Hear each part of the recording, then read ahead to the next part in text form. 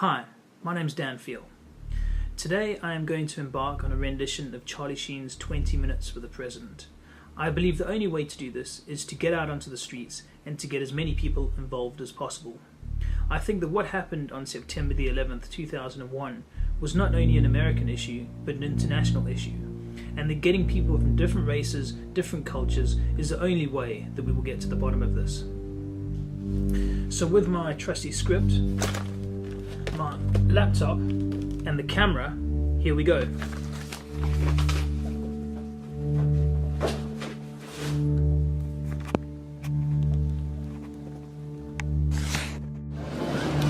Thank you, Mr. President. Okay, first, on the FBI's most wanted list, Osama bin Laden is not charged with the crimes of 9/11. When I called the FBI to ask them why this was the case, they replied, "There's not enough evidence to link bin Laden to the crime scene." I later discovered he had never even been indicted by the DOJ. Number 2. FBI translator Sybil Edmonds was dismissed and gagged by the Department of Justice after she revealed that the government had foreknowledge of plans to attack American cities using planes as bombs as early as April 2001.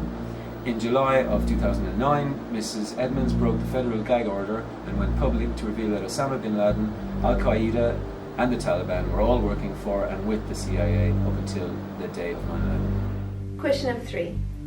The following is a quote from Mayor Giuliani during an interview on 9/11 with Peter Jennings for ABC News. Open quote. "I went down to the scene and we set up headquarters at 75 Berkeley Street, which is right there with the police commissioner, the fire commissioner, and the head of emergency management. And we were operating out of there when we were told that the World Trade Center was going to collapse. And it did collapse, before we could actually get out to the building. So we were trapped in the building for 10-15 minutes, finally found an exit, got out, walked north, and took a whole lot of people with us." Close quote. But who told him this?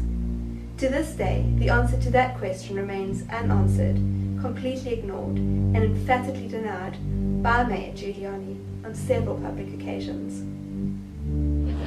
In April 2004, USA Today reported, in 2 years before the September 11 attacks, the North American Aerospace Defense Command conducted exercises stimulating that the White House says was unimaginable at the time. Hijacked airliners used as weapons to crush targets and cause mass casualties.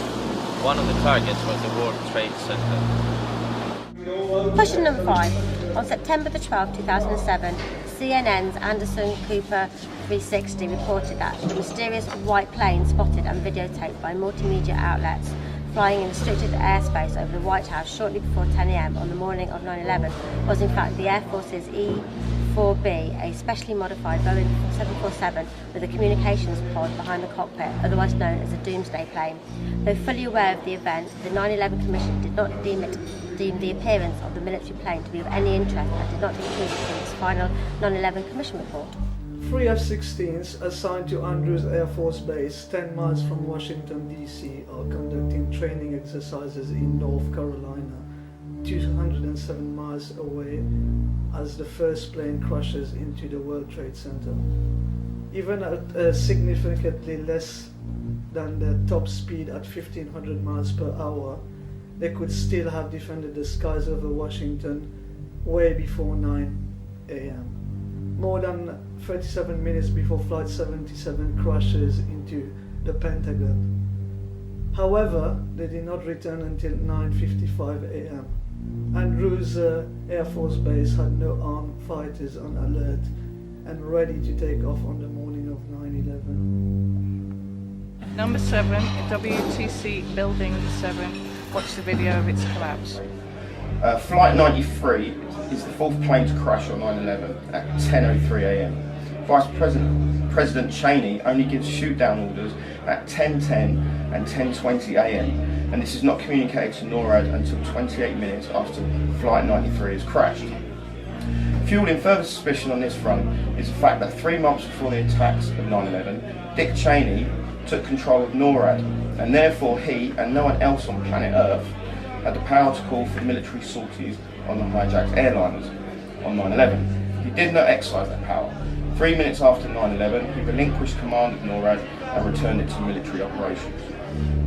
Number 9. Scores of mainstream news outlets reported that the FBI conducted an investigation of at least 5 of the 9/11 hijackers being trained at US military flight schools. Those investigations are now sealed and need to be declassified. Number 10. In 2004, New York firefighters Mike Malone and Nicholas DeMasi went public to say that they had found the black boxes at the World Trade Center, but were told to keep their mouths shut by FBI agents. Nicholas DeMasi said that he escorted federal agents on an all-terrain vehicle in October 2001 and helped them locate the devices, a story backed up by rescue volunteer Mike Malone. As the Philadelphia Daily News reported at the time, their story raises the question of whether there was some type of cover-up at Ground Zero.